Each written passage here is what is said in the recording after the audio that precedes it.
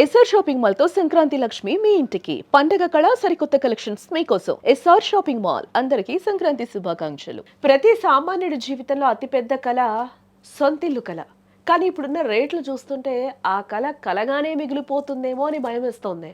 Cement రేట్లు మండిపోవడం, loan వడ్డీలు కట్టలేకపోవడం ప్రధాన కారణంగా కనిపిస్తోంది.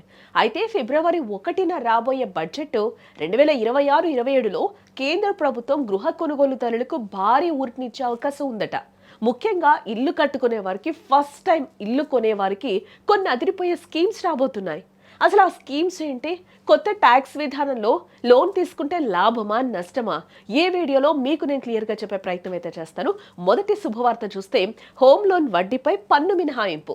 ప్రస్తుతం సెక్షన్ 24(b) కింద మనం గృహ రుణంపై కట్టే వడ్డీకి 2 లక్షల వరకు మాత్రమే మినహాయింపు ఉంది. కానీ ఇప్పుడున్న ఇళ్ల రేట్ల ప్రకారం చూస్తే ఏ లోన్ తీసుకున్నా కూడా వడ్డీనే ఏడాదికి 4 లక్షల నుంచి 5 లక్షలు అవుతుంది. అందుకే ఈ బడ్జెట్లో ఆ 2 లక్షల పరిమితిని 4 లక్షల వరకు పెంచే అవకాశం బలంగా ఉంది. ఇదే జరిగితే మీ ట్యాక్స్ సేవింగ్స్ డబుల్ అవుతాయి. అదే సమయంలో ఇక్కడ చిన్న ట్విస్ట్ కూడా ఉంది. అంటే ప్రస్తుతం కొత్త పన్ను విధానంలో హోమ్ లోన్ వడ్డీకి మినహాయింపు లేదు. దీనివల్ల చాలా మంది కొత్త విధానానికి మారడానికి భయపడుతూ ఉన్నారు.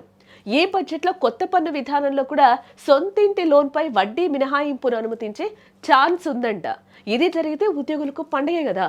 ఇక రెండోది చూస్తే అఫోర్డబుల్ హౌసింగ్ లిమిట్ పెంపు. ఇప్పటి వరకు 45 లక్షల లోపు విలువైన ఇంటిని మాత్రమే అఫోర్డబుల్ అంటే తక్కువ ధర ఇల్లు అని పిలుస్తూ ఉన్నారు. దీనిపై తక్కువ జీఎస్టీ అంటే 1% ఉంటుంది. కానీ మన హైదరాబాద్, వైజాగ్, అమరావతి లాంటి సిటీల్లో 45 లక్షలకు ఇప్పుడు డబుల్ బెడ్రూమ్ సంగతి పక్కన పెడితే సింగిల్ బెడ్రూమ్ ఫ్లాట్ కూడా దొరకట్లేదు కదా. అందుకే ఈ బడ్జెట్లో ఈ లిమిట్ని 45 లక్షల నుంచి 90 లక్షల వరకు పెంచాలని చూస్తున్నారట. అంటే మీరు 75 లక్షల విలువైన ఇల్లు కొన్నా సరే అది అఫోర్డబుల్ కిందకే వస్తుందన్నమాట. అప్పుడు మీకు తక్కువ జీఎస్టీ పడుతుంది, సబ్సిడీలు కూడా వర్తిస్తాయి.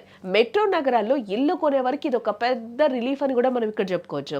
ఇక మూడోది మనం చూస్తే అపార్ట్మెంట్ కాకుండా సొంత స్థలంలో ఇల్లు కట్టుకునే వారికి PM Awas Yojana urban 2.0 scheme తీసుకొచ్చింది.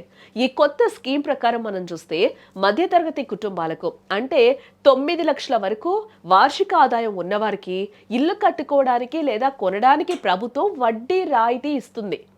ఈ బడ్జెట్లో దీనికి భారీగా నిధులు కేటాయించనున్నారు. అదే జరిగితే మీ సొంతింటి కల నిజమైనట్లే కదా.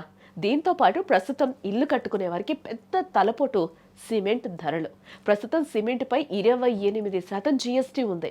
దీన్ని 18%కి తగ్గించాలని డిమాండ్ చాలా కాలంగా ఉంది కదా.